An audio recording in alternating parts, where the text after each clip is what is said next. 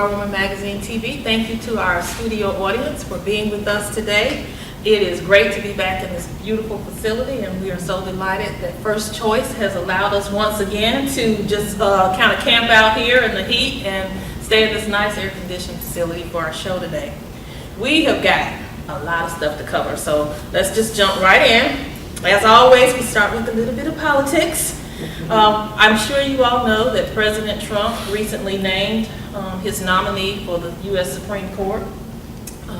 Some of the Democrats in the Senate are crying foul. As you know, the Senate has to ultimately approve the nominee, and they're crying foul because when President Obama was in office, he had a little more than 6 months left on his term and wanted to nominate a Supreme Court position, and the Senate wouldn't allow it. The Senate Republicans refused.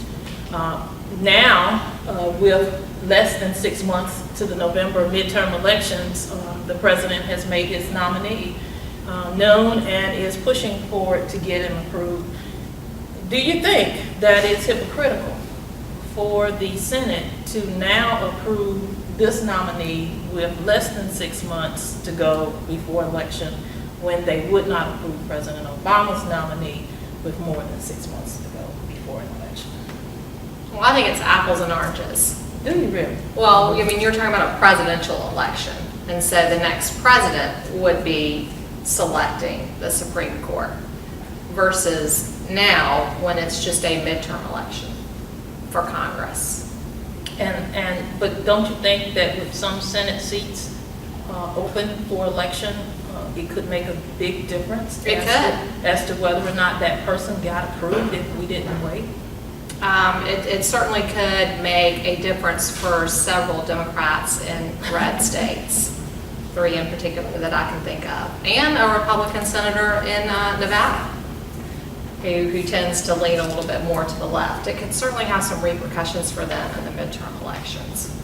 But you think that the distinction between the fact that it's a presidential election versus an election, the Senate has to confirm the nominee. So that's correct. That's the point that they're making.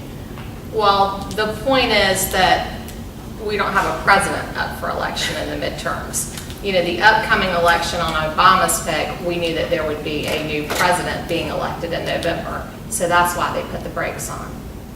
I mean, That's what they say. Is it hypocritical? Yeah. But I mean, you just finished your first year in the South Carolina House, and that's just how it works. You think? I mean, that's just, it's the benefit of having the majority. Whether it's right or not. Whether it's right or not. I mean, you've seen that now. You'll continue to see that while you're working in the legislature, and it's an even higher dosage, I think, in D.C.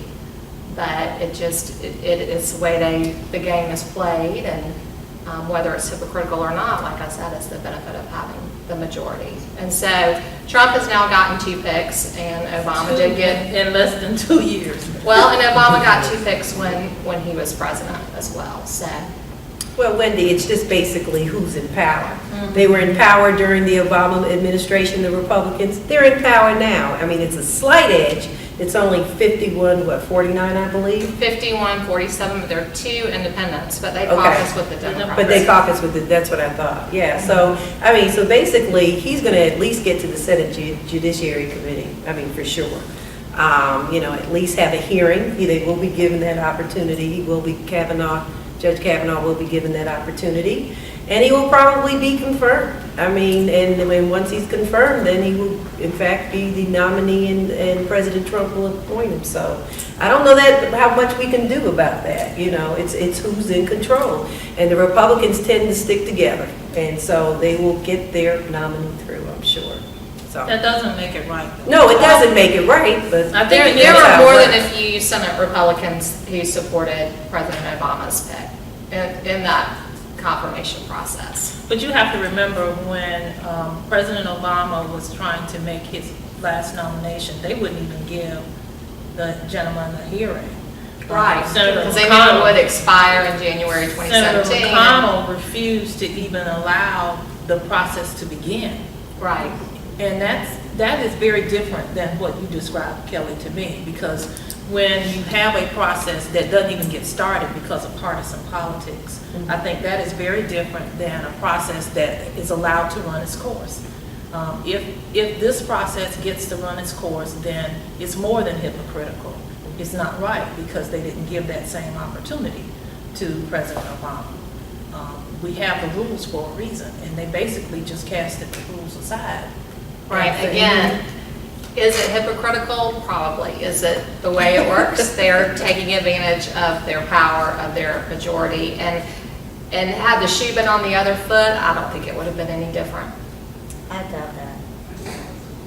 Please say why. No, that's Well, not it's just true. the way Donna, the game because- is played. I mean, I feel like if there was a Republican president and Democrats felt like they had a good shot at getting a president, you know, in that next election, they were looking 6 months down the road, that they may have done the same thing. I mean, that's a very important appointment. It's one of the most important things the Absolutely. president does because it is a lifelong appointment.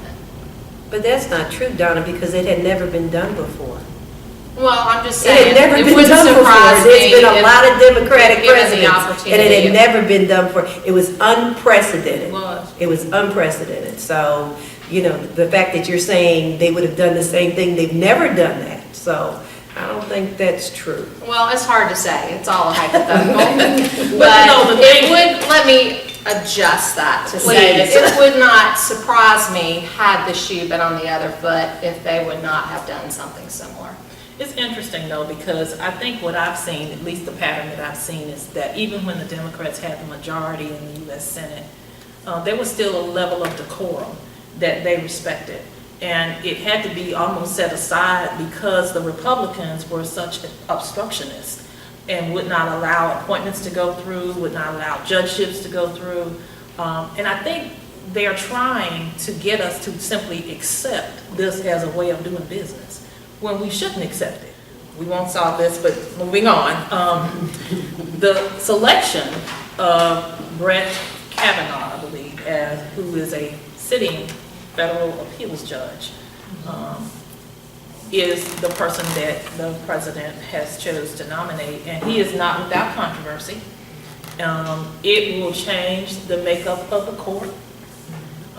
Some people say in a very detrimental way because it'll make the court, the U.S. Supreme Court, far more partisan, far more conservative. And some people say that, you know, he really did this to make sure that if his case goes to the Supreme Court, that it will be decided favorably for him. So what do you think happens to, we'll deal with him in a minute, but what do you think happens to the rest of us who have enjoyed rights like voting rights and civil rights and LGBT rights and all the things that Sessions and crew, along with the president, seem to be opposed to? Now that this court will be more conservative, where will we be a year from now? Because you're right, this is a lifetime appointment.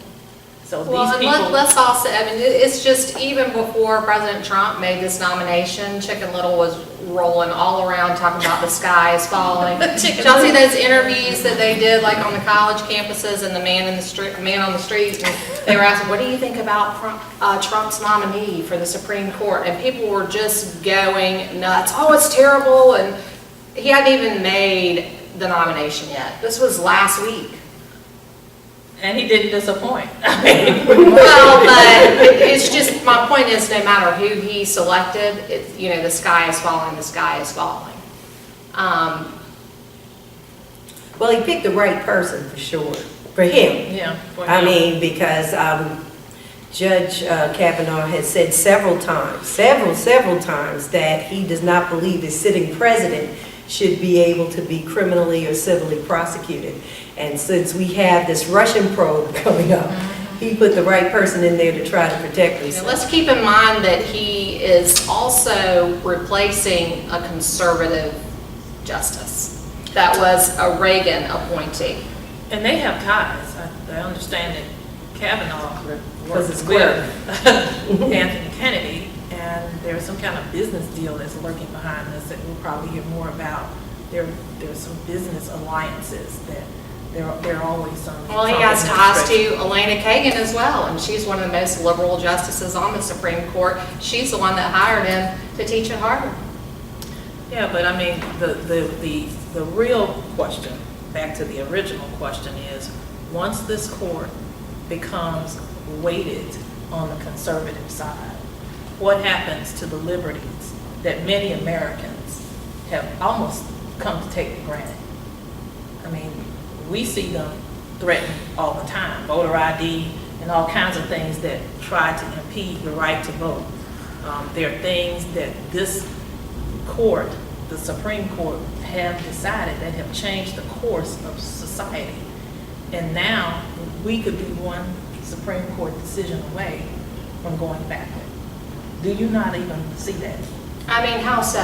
How so in going backwards?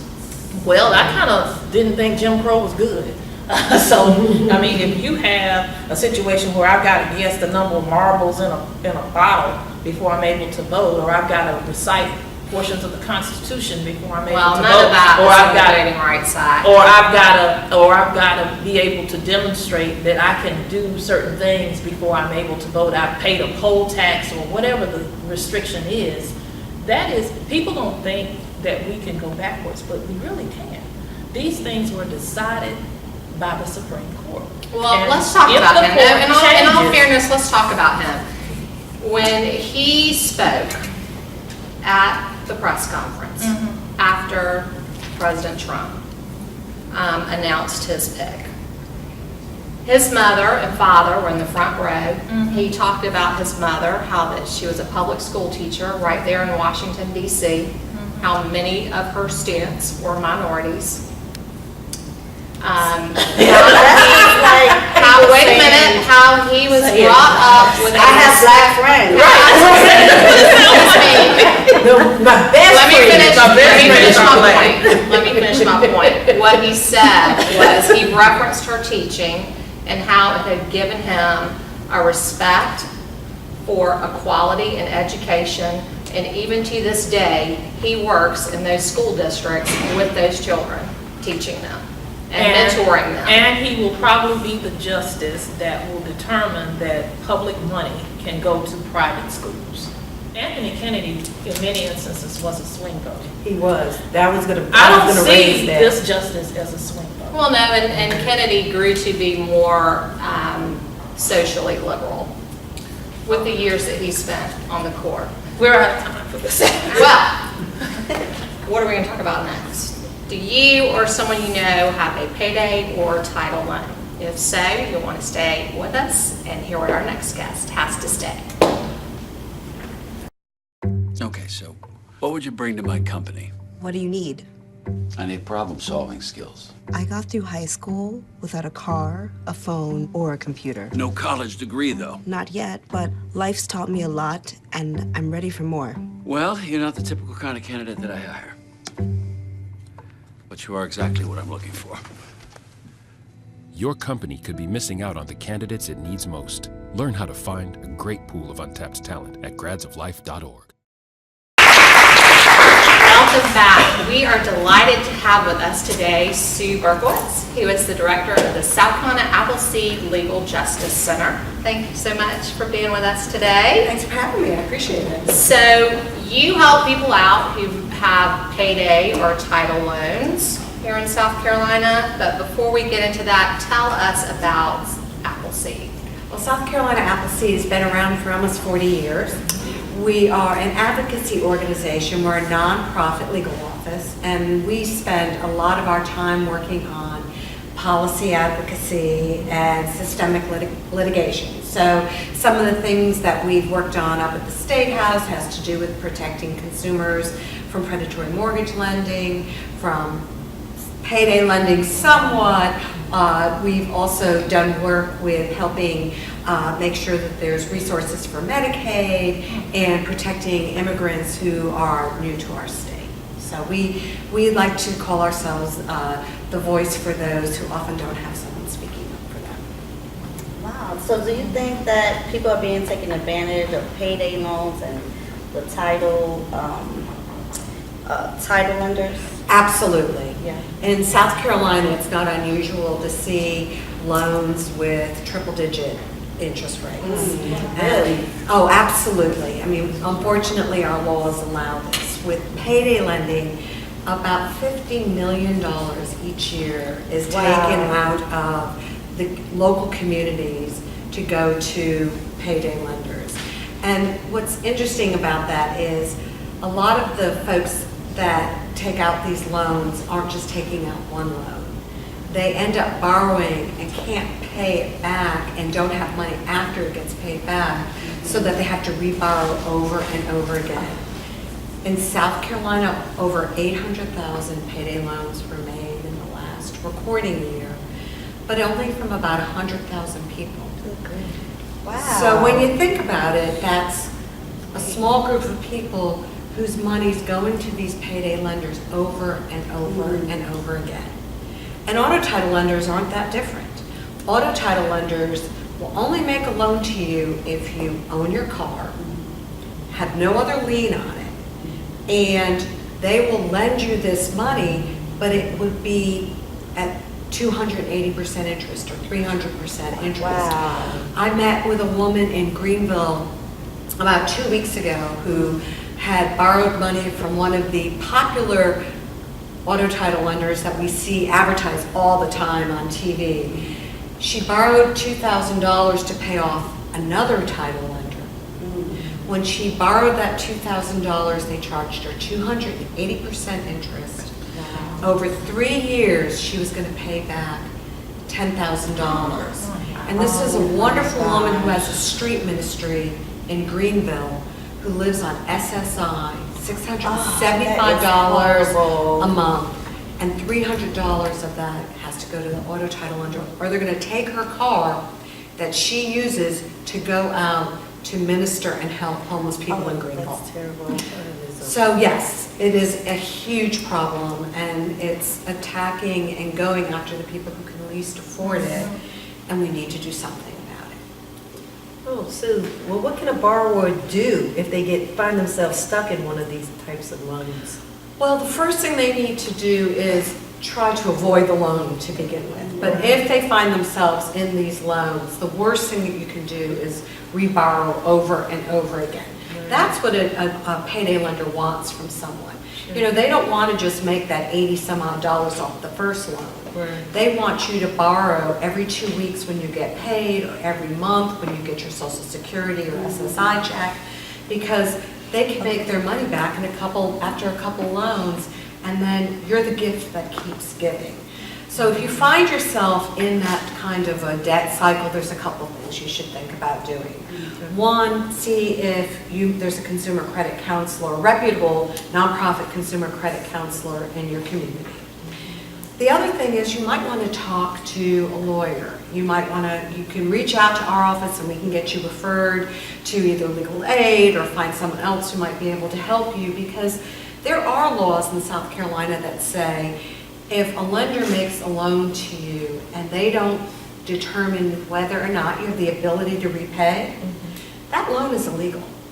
Unfortunately, a lot of these lenders just violate it because people are so afraid not to pay their loan back that they get themselves caught up in that cycle. They're also worried about their credit score or their credit report. And I would say that if you're borrowing from them, your credit score or your credit report's probably already in pretty rough shape, so that should be the last thing you should worry about. But the most important thing I think we have done over the last year is we've been mapping where a lot of these lenders are located. And we know that these lenders are located primarily in communities of color and targeting. Why? Because we do not get banks who are willing to make loans to individuals at an affordable rate. They're happy to make loans to the payday lenders so they can then lend it back out for a lot of money, but they won't make loans in these communities. So at Appleseed, one of the things we're exploring and looking at is, are there other ways for loans to be made either through employer partnerships or through the cities. There are other things that are going on in other parts of the state and of the country. And we're starting to look at that so we can make recommendations to policymakers so that when they change the laws and make sure that people can't get taken advantage of, there's other places for folks to go. Easy to want to close the gap, but we have to figure out an alternative because people Yes. who work off $7.25 an hour, if one little thing happens, it blows the whole budget. You're right, they're targeting folks who are living paycheck to Paycheck. It's paycheck. predatory. And are It's not. predatory lending. That's right. And they're not, it's for folks who aren't making a living wage. And I've heard you when we've talked about Yeah. this. And we are looking at other models that we can bring to the cities or we can bring to employers to look to see how we close that gap. Yeah. But Donna's right, it is predatory. And these lenders are not doing it out of the goodness of their No, heart. they're not. They're doing it To because make they money. can make a lot of money. Yeah. And a good friend of mine once said to me, it costs a lot of money to be poor. It does. And that's It does. exactly Food what deserts, these- high gas, everything. Exactly. Everything that's more expensive finds its way into poor communities. And that's why we have to address it both with stronger laws, but also with better products. And I think between those two, and it's not a quick, and it's not an easy answer, but it is doable. And I look forward to working with you on making sure that happens. Well, Sue, thank you so much. You are a wealth of information, and I She also is. want to personally thank you. You have worked 30 years with the Appleseed Center, and you Oh, do wow. good work. You do Thank you. excellent work. Oh, And so I just want to personally thank you. Yes, absolutely, and colleague to colleague. Thank you. Well, right now, we are going to have some culinary delights with our Yes. nutritionist, Phyllis Allen, so we'll be right back.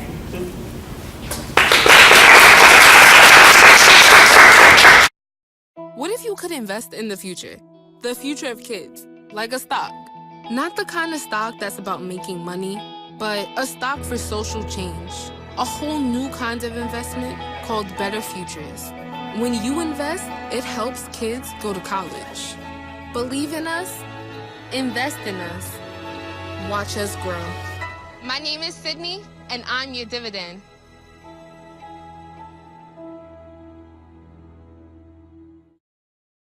Welcome back. We are in the IMARA Woman Kitchen with Phyllis Allen. And Phyllis, what are we cooking? Well, today I've come up with 3 very quick and easy desserts. You know, summer we hate to turn on the oven because it heats the whole house. So all of these dishes can be made without, one is uses the microwave, the rest of them you can do on the grill. We're having grilled peaches and pineapple, and you can do those on the grill. The smokiness from the grill really makes them taste good. We've done them on this grill today because of course we can't bring the grill in, but very easy to make, and it's low calorie but delicious. And because we're saving calories by not having all that sugar and dough and carbohydrates, I'm giving you real ice cream on. All right. No peaches. That's the reward. No low-fat ice cream today. And what you have on the left here is a angel food cake biscuit. And you take 3 tablespoons of that angel food cake mix it with a little vanilla yogurt, and you put it in the microwave for 1 minute and let it sit. And this is what you have. You have that biscuit, and you turn it over, and it comes out just like that. And so this is low fat, and you have all the berries and strawberries and blueberries, and you're getting real whipped cream. Did you say you only put it in for a minute? We put it in for a minute and let it sit for a minute on the counter, and then it comes out in that biscuit. So if you ladies want to go ahead and assemble your angel food biscuit, your strawberries on it, your blueberries, and a dollop of whipped cream. Now, do you put a little sugar on your strawberries or no? No, there's no sugar on the strawberries. And you won't miss it because you're saving so many calories in the biscuit. You know, a lot of shortcake has a real biscuit that's high in fat. Well, this is low in fat, so you can have some real whipped cream because you're saving the other fat. Real easy to make. Something your kids can do if you have children. This is really good. I'm really surprised. I had my doubts about that biscuit. Only in there a minute. Yeah, I know. But it's done. It's done. And it really does have a good flavor. It tastes like a strawberry shortcake, Yeah. but it doesn't have all the calories, so you can indulge. It's really good, Phyllis. Yes, vanilla yogurt. And you can also change the yogurt. If you want a little more tang, use a lemon yogurt. So you can kind of customize it to you and your family's tastes. This is good. It is good. Okay. And it's light. Very light. Okay, while you're enjoying that, I'm going to have you take the peaches. These are fresh South Carolina peaches.